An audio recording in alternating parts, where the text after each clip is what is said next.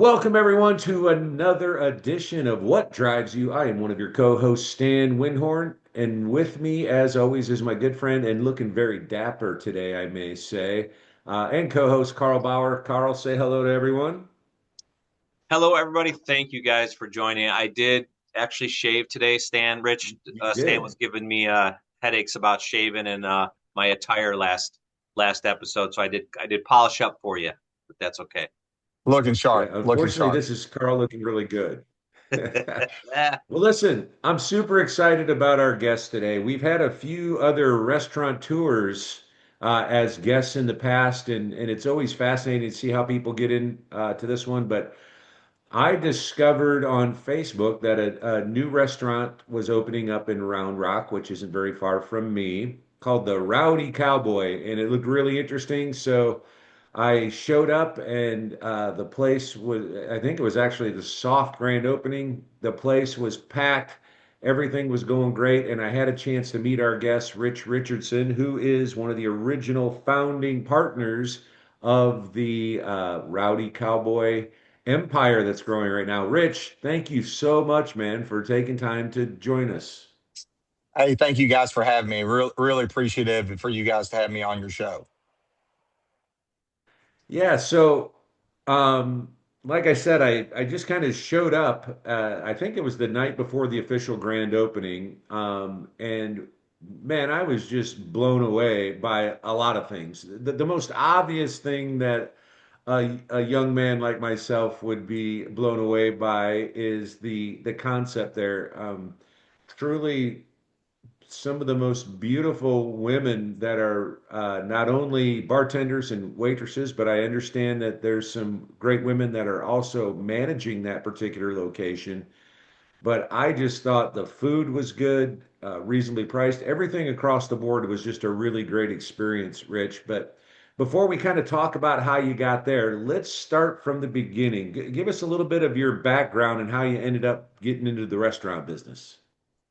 Okay, I'll give you the short version because it's been a long journey. But I was out of high school. I joined the army to get money to go to college, and I watched the movie Cocktail with Tom Cruise probably a million times during that era. It was Tom Cruise, Top Gun, and Cocktail, and all those great movies he was doing at the time. And I just fell in love with the idea of bartending and owning my own bar someday. And I always, pictured it being, me behind a little pub, knowing every customer and, wiping down the glassware as I poured the drinks. And so, I get out of the army. I sold cars for a little while, and I kind of missed Texas. I went back to Tennessee, and I missed Texas. I stationed at Texas for a period of time, and so I just came to Texas and started bartending. And that kind of led me on this journey and this path of learning hospitality, and loving it, and just eventually having a place like the Rowdy Cowboy. Well, that's an interesting path. Of course, Carl and I have got a lot of experience in the car business as well, so we can relate to that. Well, how and when did the concept and the name and everything of the Rowdy Cowboy come about? How did that all start? That's a good story. So I knew we wanted to get into this space.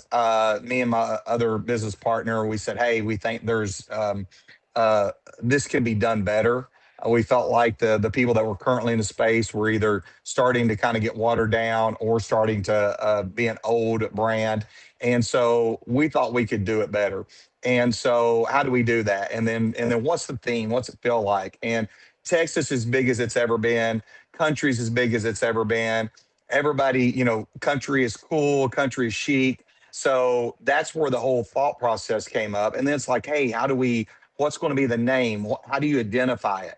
And so then we kind of started, and we were going to call it the Rowdy Cowgirl.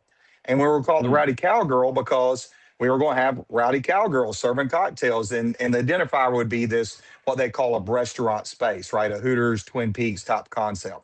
And Right. so as we went into that, we started doing a federal trademark with the Rowdy Cowboy being a backup option. And come to find out, there is a place called Cowgirl Cafe, in California, and they would not license the name to us, and we would virtually lost if we would have fought them on trying to get that name. And so, believe it or not, nobody had ever trademarked the Rowdy Cowboy in the restaurant space, nor had anybody even locked in the domain of rowdycowboy.com that we Mhm. bought for your 1999 special. And so it Nice. seemed to be destined to be called the Rowdy Cowboy. And I think some things are meant to happen. You should always try to go with the grain. And so as this started to transpire and happen, it started to kind of take shape that guys don't want to go to a place called Rowdy Cowgirl. They want to go to a place called Rowdy Cowboy. And they're Mm. cowboys and they're men, and we got leather and we got cowhide and we got saddles and we got cowboy hats, but we got these beautiful cowgirls in there serving cocktails. So Rowdy Cowboy was the name, and that's kind of how it took form. Well, I think that's a great story. You're right. And I'm surprised as you are that Rowdy Cowboy was never taken. And I think it fits with this category. You called it the restaurant category. So it is very similar to the Hooters concept, Twin Peaks. And I'm going to agree with what you said there that those sort of like had their time maybe. And they really, in my opinion, not putting anybody down, but my opinion, they really haven't kind of progressed at all. It like if you go into a Hooters now, and I'm not putting them down, but it's the same Hooters that you would have gone to 15 years ago. There was nothing new, nothing that I think really made a big difference. But was there any trepidation to move into that space since there are other places that are in that marketplace? Uh, Not really. When you're in any business, you're solving a problem, right?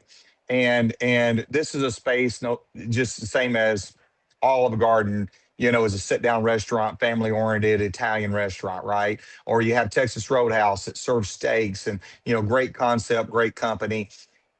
This space serves a purpose for guys, and we do have women customers, and we have women customers that love coming to our place. But this is a place where guys can come and be bros. They can come and hang out and watch sports. I mean, right now we have March Madness. I'm at the Colony here in the Colony, Texas, right now, and it's packed right now out there with people watching all their bracket buster picks for the day. It's a Mm, place where guys can go be guys, and yeah. there's nothing wrong with that. And if the ladies want to come along, we love it. That's awesome too. So we wasn't worried about going in this space. And you know, Hooters has filed bankruptcy, Twin Peaks has filed bankruptcy, and somebody might go, "Whoa, hey, is this space still relevant?" No, it's more than relevant. And anytime you go into any space, whether you're Apple Computer or you're selling oranges on the side of the street, do it better than everybody else, Yeah. and you'll be successful. If you've got a problem to fix, which we do. Yeah. Well, I came in the other night, not the night that I met you, but I went in there and I just spent a little time talking to some of your employees and stuff in preparation of our podcast today. And I noticed that some of the women that were working behind the bar and as waitresses, a lot of them came from one of the other restaurants. And I just kind of asked them, I said, "Well, what made you come here?" And every one of them answered sort of the same way, that the way that they were made to feel and maybe were treated at some of these other places was not really conducive for them, and just how comfortable uh, and that they feel at the Rowdy Cowboy. That was a unanimous thing with every girl that I talked to that had come from one of these other restaurants. It just feels so much better here in the way they're treated and the way they're made to feel safe and all of that. So congratulations on that. Is that part of the reason why you decided, at least at this location, to have female management? So we have mainly female management at all three locations, Oh, and okay. So that's on and I'm a bit. purpose. It is by strategy and on purpose. I will say that we will hire the best person for the job. There's no Yeah. doubt about it. We're not trying to raise a flag up for women, men, or anything else. We want to Yeah. hire the best person for the job. But women specific, if they're qualified and they fit what we're trying to do, they understand everything that needs to be done on that front of the house.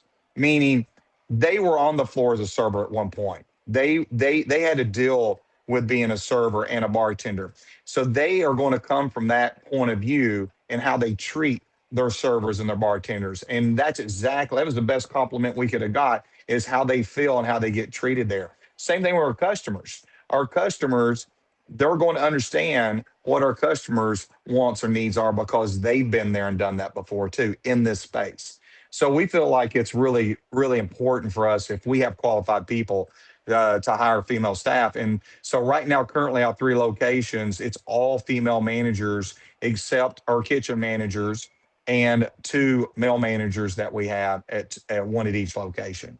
So we're definitely female driven in that respect.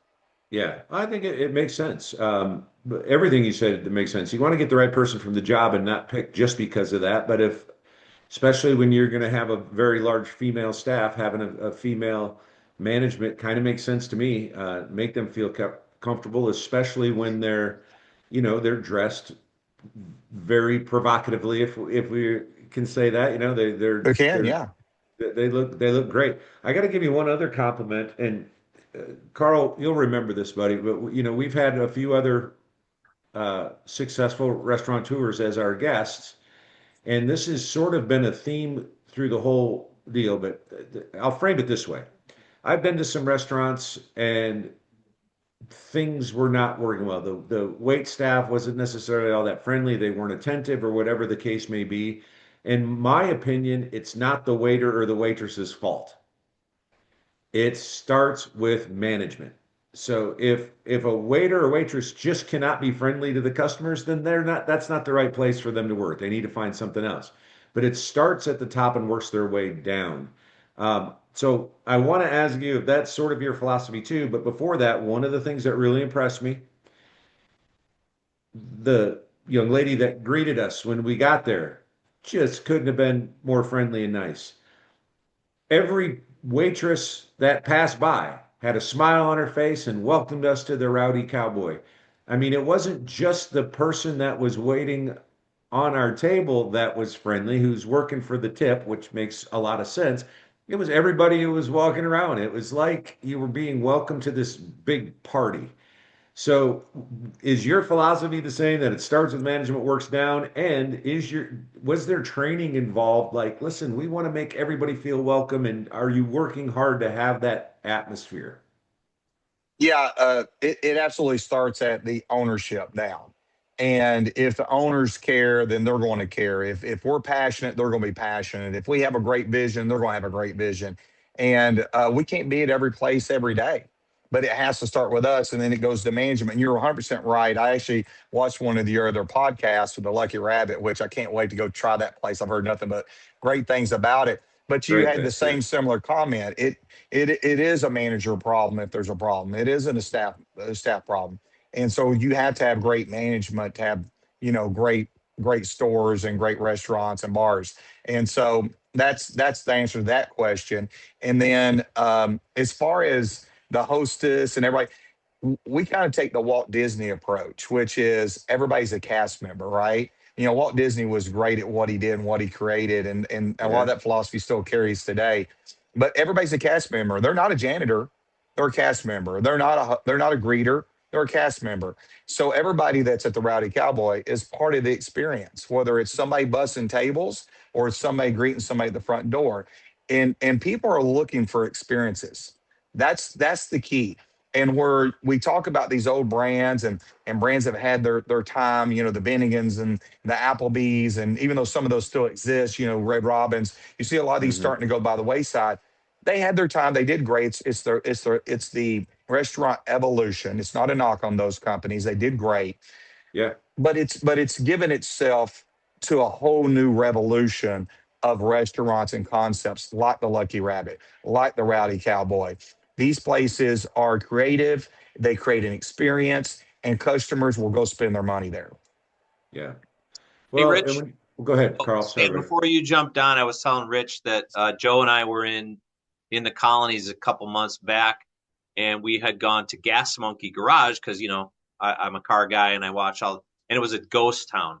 And then I dropped Joe off at the hotel and was driving south by Rich's place where he's sitting right now, and it was packed. It was like a Tuesday or Wednesday night, and I thought it was some kind of like, is there gambling going on there? Is a strip club? Like, what's going on? It was so packed and energetic, and the lighting. I mean, it was just like the Texas Roadhouse, in Patrick Swayze when they were humming. So, yeah, again, that appearance from the highway and from the frontage road was just incredible. But I've been watching because of these entrepreneur folks that we've had on these success stories. I kind of been diving, YouTube figures out what you're interested in. They start serving you up all this other stuff. And so culture is what Stan just talked about.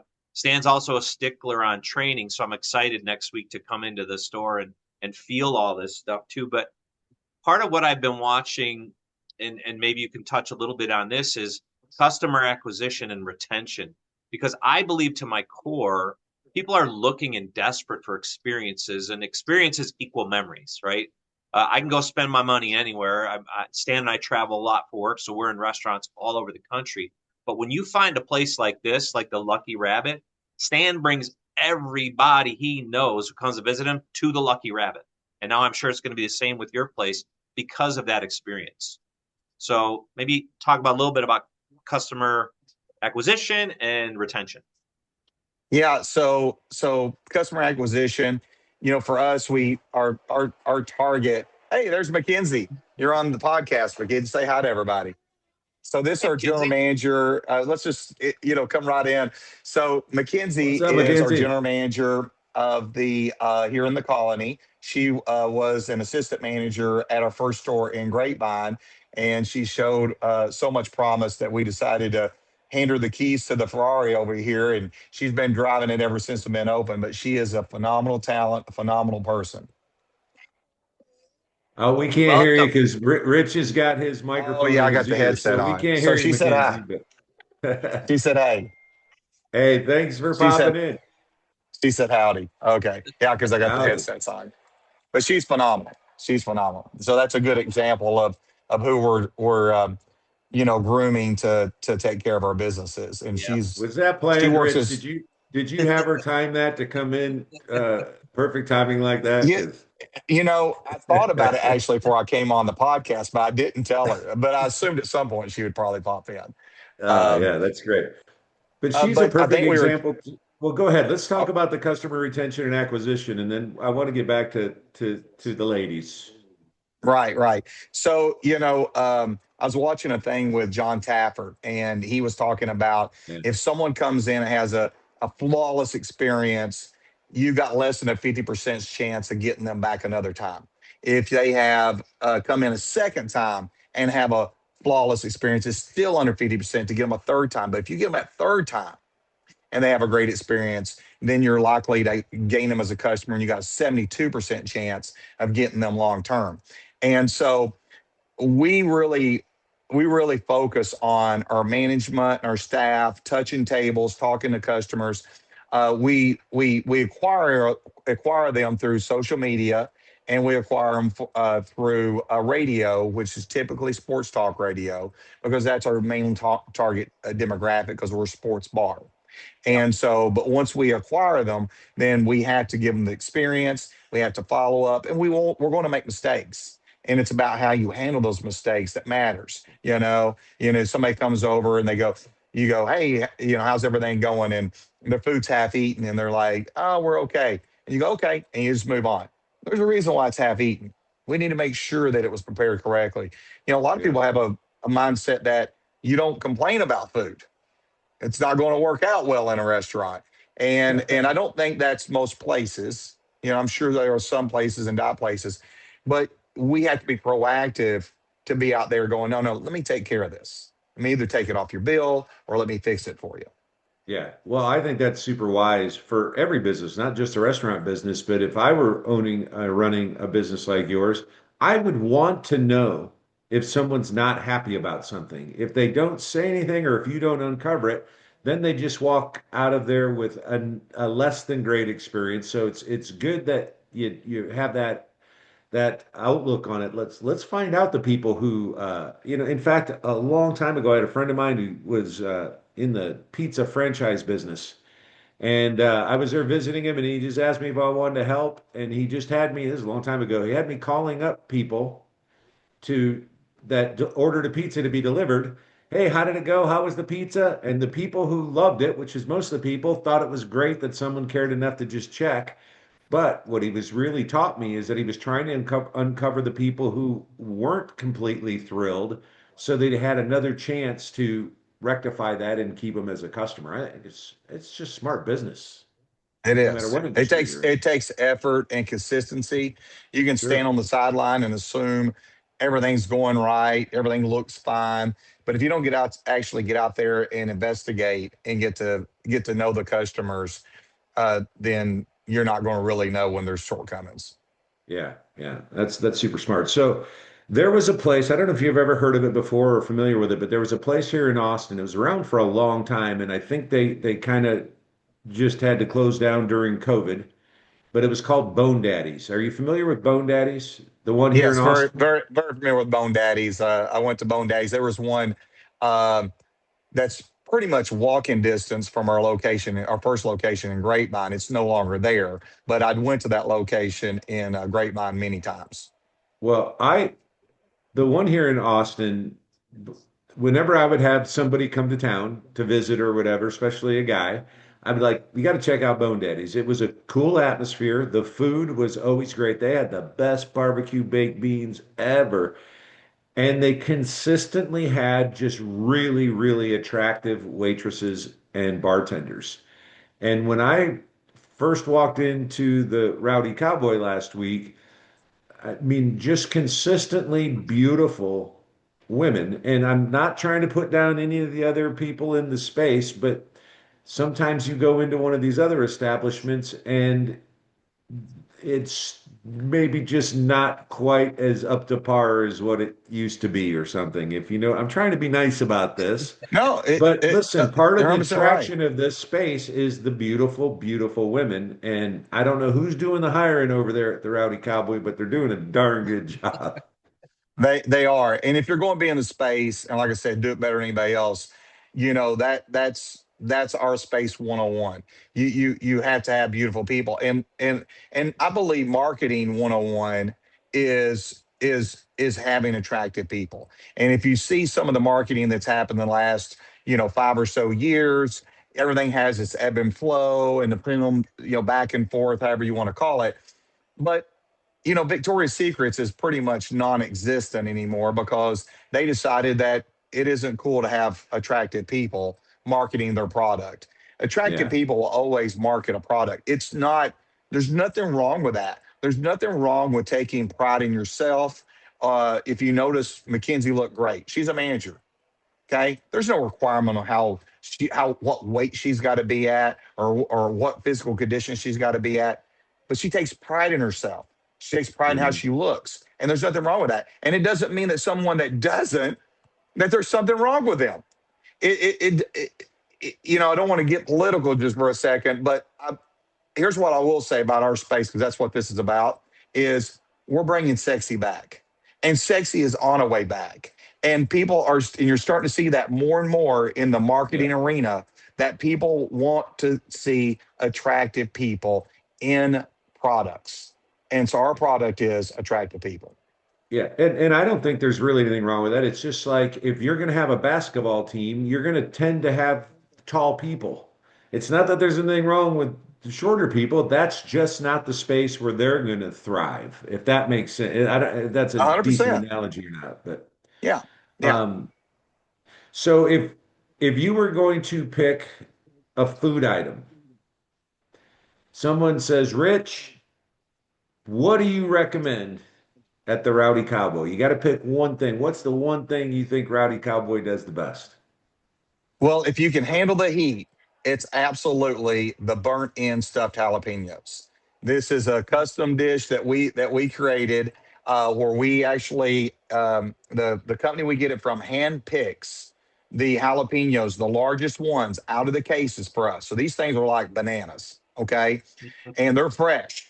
They're not pickled. They have no preservatives. They're fresh, and we deseed them, clean them out, and then we put burnt in brisket in there, which is a Texas thing, and then we do it with mixed cheeses, roll them and batter them and deep fry them, and they are our number one seller by 2 times. And there's Wow. people that come in to get them that know they're hot. And the thing with fresh jalapenos, if you've had them, you might get one where you go, that's not that bad, and then you'll get another one that will light you up. But the people love them so much they continuously get them, and I see people get them and they'll just take them home because they like them so much. Yeah. Well, That's a that I strong can one. see the smile on Carl's face. Carl likes that hot, spicy stuff. Well, Yeah. I like it to the point, Rich, where as long as I'm not crying and my nose isn't running, I like a little numbness, little spice. But that was the one thing that impressed me was when Stan, did his first visit to your places, and this goes along with the pretty people and the friendly smiles and welcomes and all the other stuff. It has to be affordable because everything has gotten so expensive. And that was one of, I don't know if you remember this, Stan. You said, "Man, it was great food. It I was wasn't, just an about to arm, bring it up again. Yeah, yeah, keep arm going. and a leg. It's just affordable. Where if I can go and hang out, it's like when I, from time to time go to casino. I'm okay if I lose some money. That's their job, right, to get my money. But if I can have a couple free cocktails and a good experience and a laugh with my buddy Stan, it's well worth it. If I go in a joint and the food's lukewarm, nobody's smiling at me, what's happening. It's $100 for two.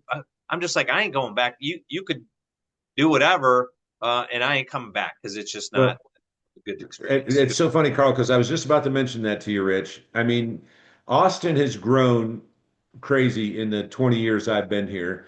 And personally, for me, I'm not that big a fan of going into the city anymore. And part of the reason why is I don't like the feeling of being gouged just because it's a place in the city or it's got a great view or whatever the case may be.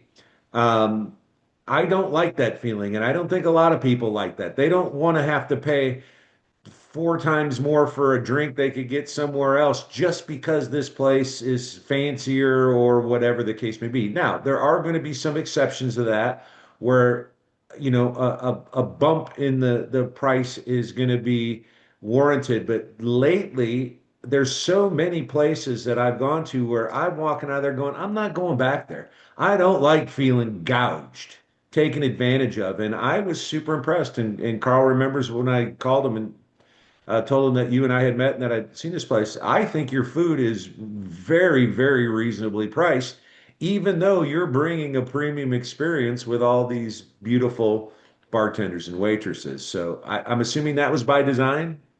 Yeah, absolutely. Yeah, and I can tell you right now, my head chef and one of our operating partners that we brought in on the restaurant side gives me grief every time we redo the menu. We do every 6 months. We do an update on the menu, small adjustments in the menu, always some new things for people to get excited about. But they will wear me out about the margins, and I don't care about the margins. I really don't. It's crazy. You're in the restaurant business, margins are so small. I don't care. I don't care about the margins. I care about the value. I care about the experience. And I care that when somebody, whether they're eating our not just a cheeseburger and fries, or they're getting our, 28-ounce tomahawk wagyu on a 2-inch butcher block for 120 $29. I care that they leave going, wow, that was a value. I want to come back again. And that's so important. And plus, our customers are coming multiple days a week. So we need to be able for them to come in and have affordability, and they got to take care of the staff. And we want them to have the luxury of going, okay, I had a standard meal. Most of our stuff is going to be $15 to $25. Okay, that's typical standard price. So I want them to be able to have that $15 to $25 item and go, it's not a big deal to tip 10, 15, $20 because I had a phenomenal experience and a phenomenal server. Yeah. Now I'm out the door and I feel like I can come back 2 or 3 days a week or however often you want to come. So yes, I it think is the by word design. the word you used is the word I should have used, value. I felt like, all right, this was a great value and Mhm. certainly the opposite of feeling like I got Got gouged. taken advantage of. Yeah, I mean Oh, it's I know. happening more and more. I'm seeing it, and not to keep comparing I feel that everything way. to the Lucky Rabbit. I am the unofficial official ambassador of the Lucky Rabbit, but I think there's a lot of similarities. And listen, they've been very successful now for years since they've opened. In fact, Rich, if you're ever in town and you want to go out, let me know. I'll take you out there. I think you would enjoy seeing what they've done. They're in a different space than you are. But their philosophies, as you saw from the interview that we did, are very, very similar to yours. It starts at the top, manage your people, train your people, give value for the dollar, and get those people coming back again and again and again. Um, I heard an I think old saying one time that if somebody likes something, like a restaurant or a movie, they may tell one or two people, but if they have a horrible experience, they'll tell everybody that Yeah, will listen, you know? that's right. So. I think there's we just a lot of similarities there for success. Go ahead, Carl. no worries. The this goes back to the value thing, Rich. Last two times I've been down to Austin, we've gone out. Stan and I, kind of begrudgingly. I think I only got him to go downtown because I got him to go to the Comedy Mothership and get a laugh out of him. But the whole experience of parking, $25, walking it, forced to drink cover for, whatever it was, $30. I mean, everything is a gouge. Even though we had an amazing time and experience and laughed our butts off, that extra effort makes me only want to go once a year. Where I want to find a place, even in my town, I want to find a place I can go weekly, if not twice a week, and just like you said, hang out with the bros and hang out, watch sports on big screens, and look at pretty people. I mean, it's a natural thing, but not if it's expensive. Yeah. Well, you also got to understand where the market is too, and that's exactly where the market is right now. I'm not going to say that people spend frivolously, 5 years ago plus, but with inflation and what happened with that, it's that way. It's what has started to kill Vegas, and you see the CEO of MGM going, "Hey, we got too brash, we got too bold, we got too big for our britches, and we got to dial it back. And it's going to take a long time to get those customers to come back because we've not been giving them the value." And you talk about feeling like gouged. I can't tell how many people I know and friends and they go to Vegas. That's what they feel like. I mean, you walk up to a bar and you order a normal drink and it's $25, Yeah. $27. I mean, it's just insane. But cities that are getting bigger and they're charging more, that's kind of what's starting to happen in those cities. And I don't think it's good for them. I think you're going to find that people are going to go to the suburbs. They're going to look for places like the Lucky Rabbit and the Rowdy Cowboy, which, by the way, I can't wait to go, try the Lucky Rabbit. The owner that you guys interviewed actually came out during our opening weekend. I got to meet him with some friends. So Nice. I look forward to going and supporting him. And I'm all about the people in this space that want to give. There's plenty of room for everybody to be successful. Oh, Oh yeah. sure. So, which Matt did you meet? Because there's a couple of them. There's two Matts involved in ownership at the Lucky Rabbit. There's Matt Morcher, who we've had actually both of them on the show, and then there's Matt Delahousse. Was he The, bald or the, did he have hair? uh, I'm not quite. I don't quite remember. I met so many people that day, but I'm pretty Yeah. sure it's the link you sent me, and Okay, that was the that's one that Matt I met. Morcher. Yeah, he and his wife Yes. Sandra, they're kind of the management side of it, and they're opening up some other places too. And then my dear friend Matt Delahousse, he owns the building and the business and everything too. But yeah, both of them are the nicest guys in the whole world, which is why I'm so happy for their success, just Oh like yeah, I am for you, my new friend Rich. You seem I like a really appreciate that. genuinely good guy, and man, we love to exalt good people's success in whatever it is that they're doing. All right, I want to be respectful of your time, but I got a question I gotta ask. Okay. That night I was there was a guy there, and I could have sworn it was Emmett Smith. But if it wasn't Emmett Smith, he looked an awful lot like Emmett Smith. So was that him, or was that just someone who looked a lot like him? If he was there, I didn't know. No, I didn't see Okay. Emmett Smith. But I All but I right. will Then it tell had. you the location we are here at the Colony, we purchased this location from Michael Irving. Oh, It was his bar. He had partnered with somebody, and it was called Players 88. His number, if you know anything about the wide yeah, receivers yeah, of the Cowboys, and so yeah. we converted this one into the Rowdy Cowboy. But so yeah, I got to meet Michael Irvin, hang out with him a little bit. I don't think I've ever met Emmett though. Okay, so that must have been just somebody. He looked a little too young to Yeah, be Emmett, but I'm like looking at, I'm like, I don't know, man.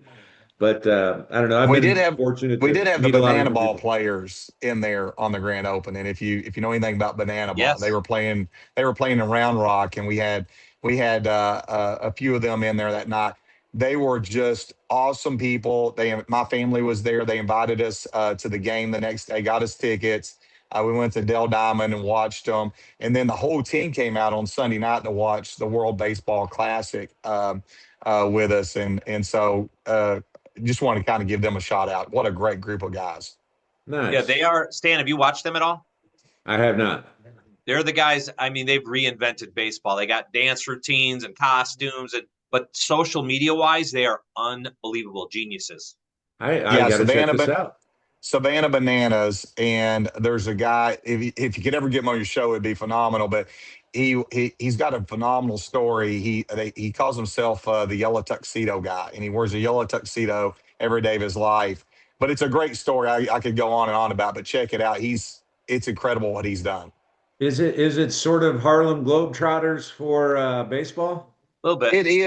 It is, but I believe it's got a little more competitive edge to it. It is fun. It's a party the whole time, but the pitcher's still throwing 90 miles an hour. They're still Oh having to boy. hit balls. There's still home runs, and there's still a Yeah. score.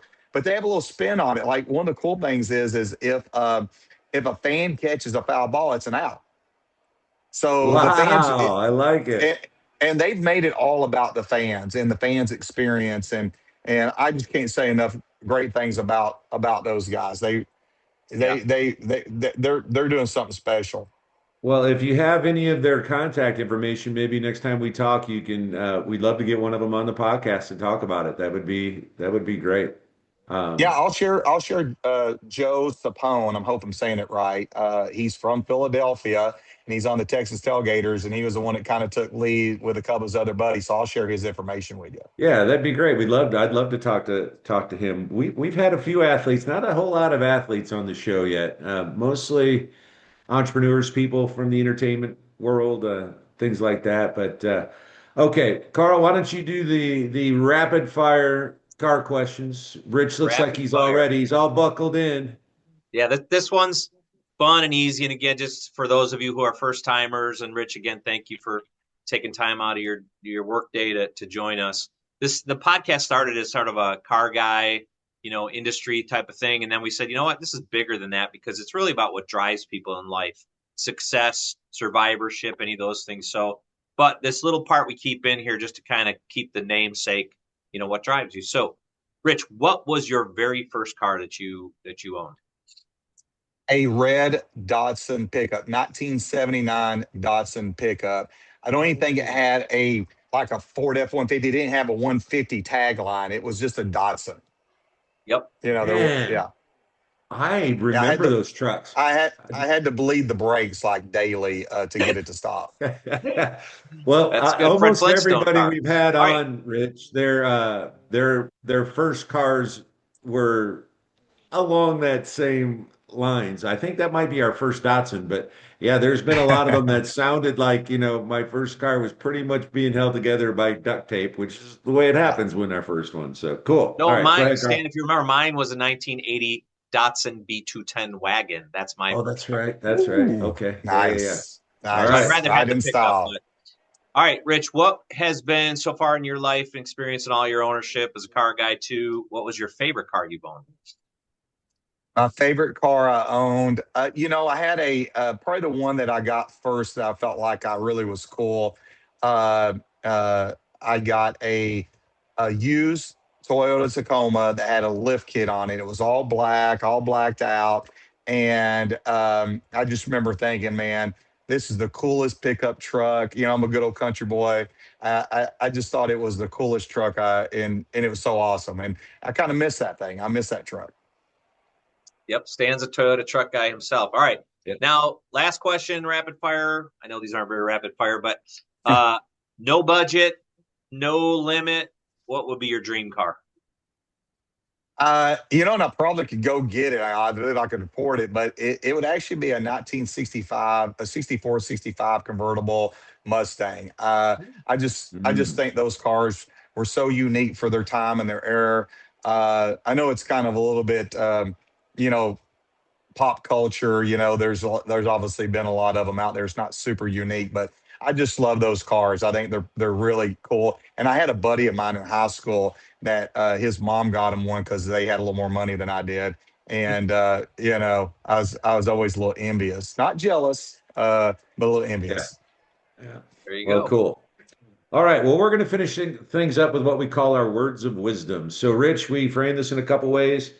The way Carl likes to say it is if you could go back in time and talk to a young teenage Rich, what advice would you give them? Or is there something that you would give advice to our audience on how to find success, however that's defined for you in life? Well, the first part is if I could go back and talk to my 18-year-old self, I would just tell them simply enjoy the ride, enjoy the experience, make every day be its best, and everything that you're going to learn, whether you succeed or you fail, is going to get you to where you want to go in life, and enjoy it, have fun doing it, and embrace it, embrace the toughness and the grind. Find moments of joy in that process, and if you do it, you'll get there. And it doesn't matter how soon you get there, you'll get there. Just enjoy the ride. And then I would say, um, as far as advice, I kind of take the Tom Brady rule, and I think I had this way before Tom Brady said it. But Tom Brady said he just wanted to be a better version of himself every day. And I think back to when I first joined the army, and I grew up rural Tennessee, didn't have money, had to join the army to get money for school. They say poor kids fight wars, and that's true. And so, uh, you know, when I went in the army and I was there, and there wasn't any kind of differential of affluency, meaning when I grew up, the kids that had a little bit of money in our town, their dads owned a grocery store or something, they always had some advantage, and it burned me up. But when I got in the army and everybody had the same haircut, the same BDUs, and we're on the same playing field, I found myself to outwork everybody. And I was undergraduate of my basic training out of roughly 130 people. And it taught me at that moment that put me on a level playing field with anybody, I'll take the Pepsi challenge and I'll outwork you. And I just, from that moment on in my life, I just wanted to be a better version the next day than I was yesterday, a better version this year than I was last year. And I've just kind of lived my life that way. And through good times and bad times, be happier than I was, prior. And so I'm enjoying the ride we're having at Rowdy Cowboy. And we're not going to be perfect, but I'm going to enjoy the ride, and I'm going to try to make today better than it was yesterday. I think that's well Amen. said. Well said. Rich, thank you, man. Thank you for doing this. It was really nice of you, not only because, I was just another one of the guys at that place, but for you to embrace coming on here like this and also doing it quickly. We've had some guests that it takes we got to A year. ask a bunch of times, including my own brother. I just gave him a hard time about this yesterday. Sometimes it's hard to get the people to find the time. And I know you're a busy guy, so very much appreciate you doing this and wish you a ton of success with the Rowdy Cowboy. And I'm looking forward to next Wednesday when Carl get to come down and check it out for yourself, buddy. Yep. All right. Exciting. I wish I could be there with you guys, but I will see you guys soon. Stan, thank you so much. Carl, thank you so much. I appreciate what you guys are doing and inviting me on. And you guys are like my Round Rock brethren now. So I'll be seeing you soon. Yeah, For sounds sure. good. All right. Carl, always good seeing you, buddy. Thank you, everyone, for joining us for this edition of What Drives You. And as we always like to say, just remember and be good humans.